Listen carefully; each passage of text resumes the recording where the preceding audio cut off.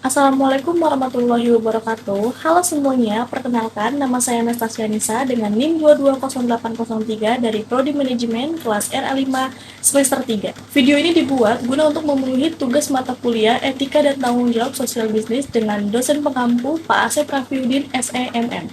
Baik, langsung saja kita ke materi. Untuk materi yang pertama di sini saya akan membahas tentang bisnis yang beretika. Baik, dimulai dari definisi etika bisnis. Etika bisnis merupakan cara untuk melakukan kegiatan bisnis yang mencakup seluruh aspek yang berkaitan dengan individu, perusahaan, dan juga masyarakat. Etika bisnis dalam suatu perusahaan dapat membentuk nilai, norma, dan perilaku karyawan, serta pimpinan dalam membangun hubungan yang adil dan sehat dengan pelanggan atau mitra kerja. Pemegang saham, masyarakat, kesemuanya ini mencakup bagaimana kita menjalankan bisnis secara adil, sesuai dengan hukum yang berlaku dan tidak tergantung pada kedudukan individu atau perusahaan di masyarakat. Selanjutnya di sini ada pentingnya berbisnis secara etis. Beberapa alasan mengapa etika bisnis penting termasuk sebagai berikut. Yang pertama itu ada reputasi dan kepercayaan. Kedua, kepuasan pelanggan. Keberlanjutan jangka panjang, hubungan rekan bisnis yang baik, tanggung jawab sosial, kepuasan karyawan, kepatuhan hukum, dan juga keuntungan jangka panjang. Selanjutnya di sini ada keuntungan berbisnis secara etis. Nah, beberapa keuntungan berbisnis secara etis adalah yang pertama itu ada kepercayaan konsumen, kedua ada loyalitas pelanggan, yang ketiga ada diferensi dari pesaing, yang keempat ada pemikiran jangka panjang, yang kelima inovasi dan kreativitas, yang keenam ada dukungan masyarakat, dan yang terakhir ada dukungan dari investor. Selanjutnya di sini ada prinsip dalam etika bisnis. Sonny Keraf pada 1998 menjelaskan bahwa prinsip etika bisnis adalah sebagai berikut. Yang pertama itu adalah etika bisnis adalah prinsip otonomi, prinsip kejujuran, prinsip keadilan, prinsip saling menguntungkan, dan juga prinsip integritas moral. Baik, mungkin hanya itu saja materi 1 yang dapat saya sampaikan. Selanjutnya kita masuk ke materi 2, yaitu ada perusahaan dan pemangku kepentingan.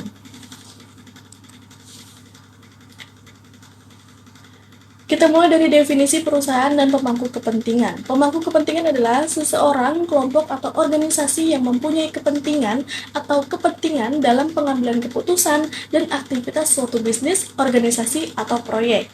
Pemangku kepentingan dapat menjadi anggota organisasi tempat mereka memiliki kepentingan atau mereka tidak dapat memiliki afiliasi resmi.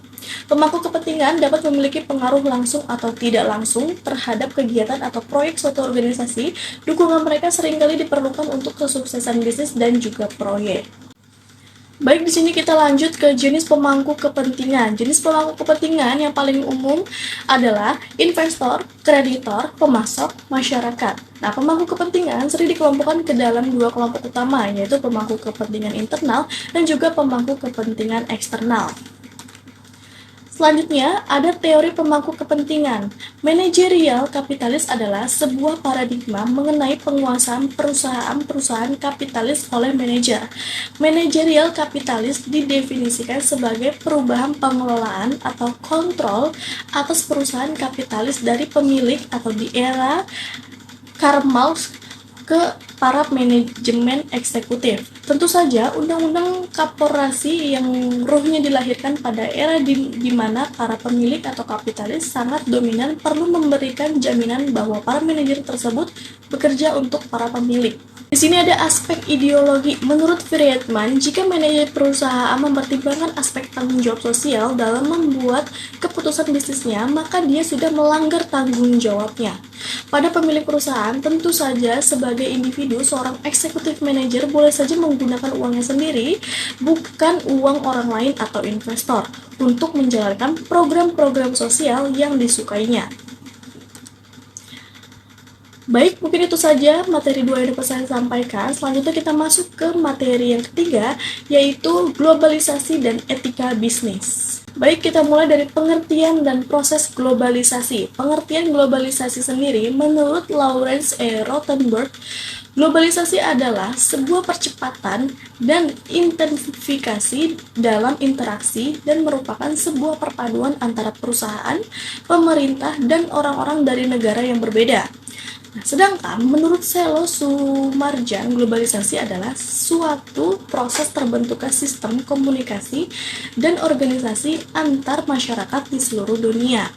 Proses globalisasi, James Petras menjelaskan bahwa proses globalisasi terjadi dalam 3 tahap. Yang pertama itu ada fase pertama globalisasi, fase kedua globalisasi, dan juga fase ketiga globalisasi. Selanjutnya kita masuk ke organisasi bisnis dalam lingkungan global. Pada tahun 2001, Parlemen Negara Prancis mengesahkan regulasi dalam bidang ekonomi. Regulasi tersebut berbunyi bahwa perusahaan yang terdaftar dalam bursa saham di Prancis harus memperhatikan kondisi lingkungan dan sosialnya yang meliputi seperti sumber daya manusia atau indikator pekerjaan, remunerasi, dan sebagainya. Yang kedua itu ada komunitas atau perhatian pada penduduk setempat. Yang ketiga ada standar tenaga kerja atau taat pada konvensi PBB atau ILO. Perusahaan yang tidak sesuai dengan standar akuntansi harus mendapat perhatian yang serius dari pemerintah dan induk perusahaan transnasional.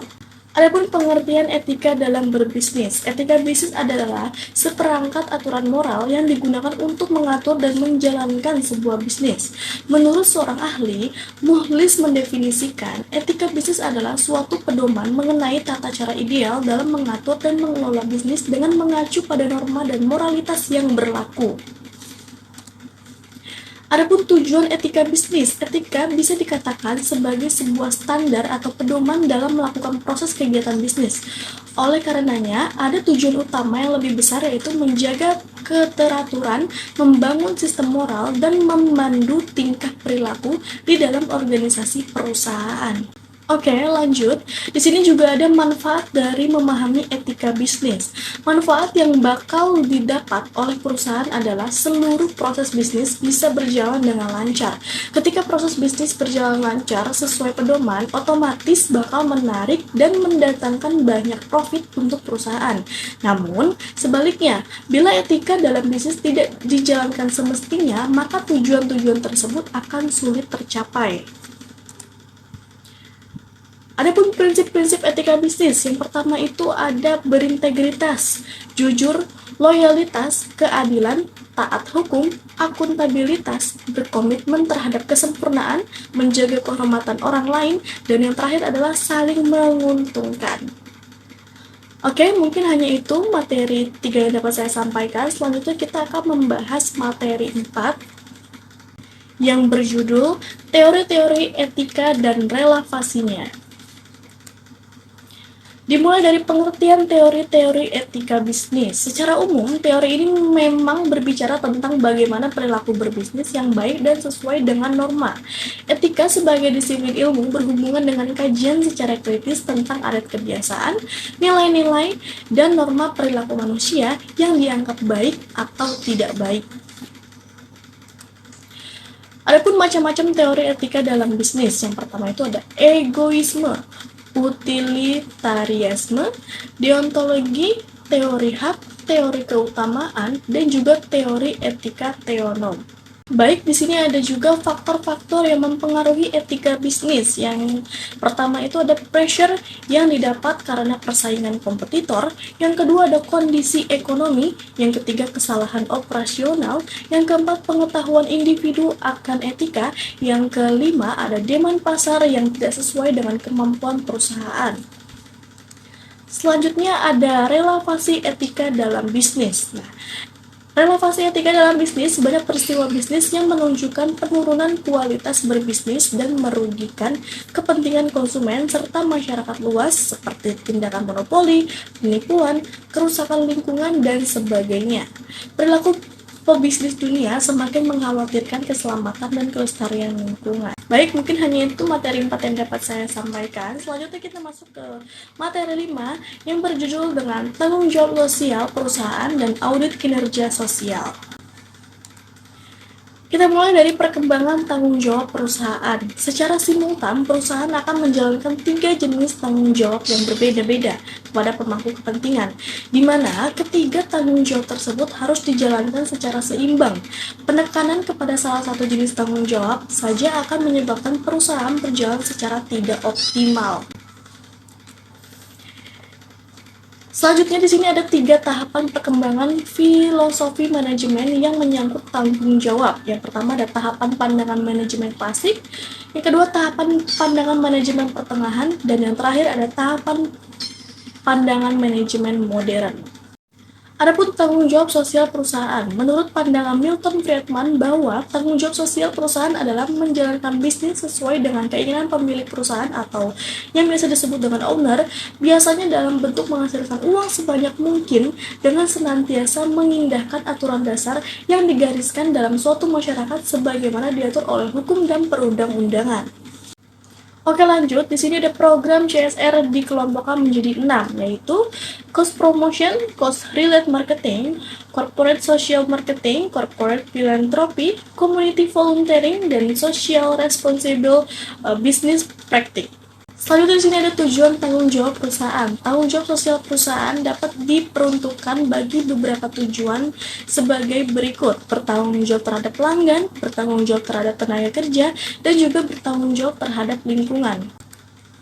Di sini juga ada audit kinerja tanggung jawab sosial, di mana audit pertanggungjawaban sosial merupakan suatu proses di mana organisasi dapat menentukan kewajaran kinerja sosial mereka, melaporkan dan pengembangan kinerja. Audit pertanggungjawaban sosial diharapkan dapat dipergunakan untuk menilai dampak sosial dari kegiatan perusahaan, mengukur efektivitas program perusahaan yang bersifat sosial, dan melaporkan sampai seberapa jauh perusahaan memenuhi tanggung jawab sosialnya.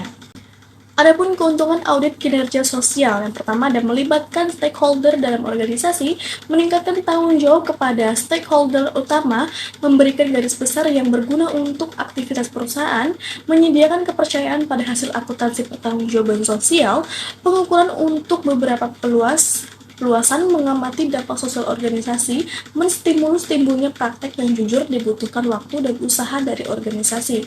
Baik, mungkin hanya itu materi 5 yang dapat saya sampaikan. Selanjutnya kita masuk ke materi yang ke-6. Materi yang ke-6 yang berjudul dengan hak dan kewajiban pemilik usaha. Adapun pengertian pemilik usaha. Pemilik usaha adalah orang atau perseorangan, persekutuan, atau badan hukum yang menjalankan suatu perusahaan milik sendiri. Nah, itu adalah pengertian dari pemilik usaha.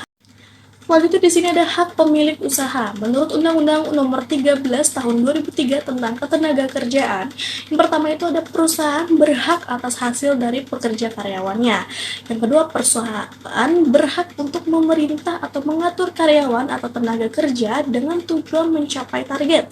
Yang ketiga, ada perusahaan berhak melakukan keputusan hubungan kerja terhadap pekerja buruh atau karyawan jika melanggar ketentuan yang telah disepakati sebelumnya. Nah, selanjutnya di sini ada kewajiban pemilik usaha. Yang pertama ada pengusaha yang mempekerjakan pekerja buruh melebihi waktu kerja wajib. Kedua, membayar upah kerja lembur kecuali adanya persetujuan dari pekerja. Yang ketiga, pengusaha wajib memberi waktu istirahat dan cuti kepada pekerja atau buruh. Yang keempat, ada pengusaha wajib memberikan kesempatan yang secukupnya kepada pekerja atau buruh untuk melaksanakan ibadah yang diwajibkan oleh agamanya. Baik, mungkin hanya itu materi 6 yang dapat saya sampaikan. Tidak terasa kita sudah di ujung video. Untuk teman-teman semuanya, jika senang dengan video yang saya buat, silakan jangan lupa untuk tekan tombol like, atau mungkin jika ada saran boleh tulis di kolom komentar. Jika ada salah kata atau salah penyebutan mohon dimaafkan karena saya juga masih banyak belajar. Saya Anastasia Anissa, pamit undur diri dulu. Wassalamualaikum warahmatullahi wabarakatuh.